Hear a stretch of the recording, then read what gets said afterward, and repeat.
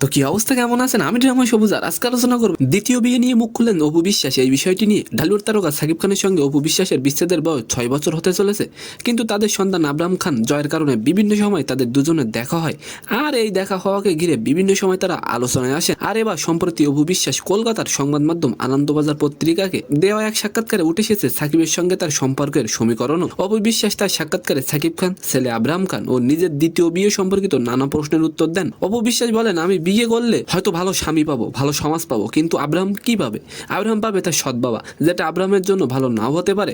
অপু আরো বলেন, এদিক থেকে জয় অনেক ভাগ্যবান, সে সাকিবের মতো বাবা পেয়েছে। কখনো দ্বিতীয় বিয়ের কথা ভেবেছেন কিনা এমন প্রশ্নে অপু বলেন, না, কখনো ভাবিনি। দ্বিতীয় বিয়ের দরকারটা কি?